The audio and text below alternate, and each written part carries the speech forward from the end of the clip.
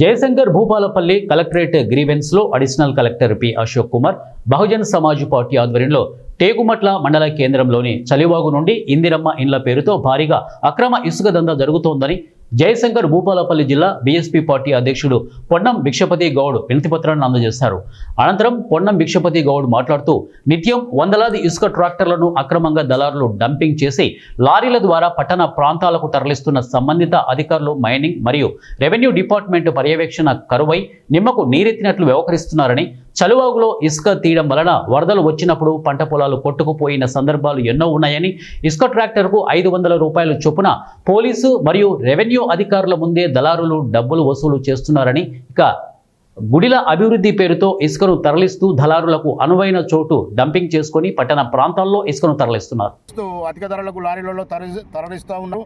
కావున వెంటనే కలెక్టర్ గారు దీనిపై తీర్చాలని చెప్పి మేము మెమోరాండం ఇవ్వడం జరిగింది.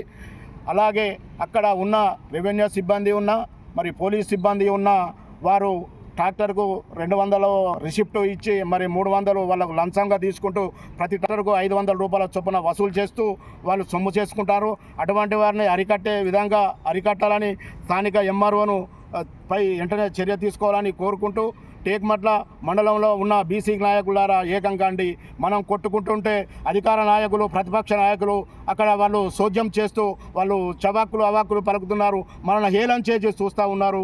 కాబట్టి అక్కడ ఉన్న టీఆర్ఎస్ బీఆర్ఎస్ కానీ బీజేపీ కానీ కాంగ్రెస్ కానీ అందరూ మనం బీసీలమే ఒకదాటిపై వచ్చి రాబోయే రోజు స్థానిక సంస్థల ఎన్నికల్లో వారికి అధికార పార్టీ మరి ప్రతిపక్ష పార్టీ నాయకులకు ఖచ్చితంగా బుద్ధి చెప్పి భూపాలపల్లి బీసీల రాజ్యమని నిరూపించాలి. ఫస్ట్ మన టేకుమట్ల మండలం నుంచే స్టార్ట్ అయ్యి ఇది ఒక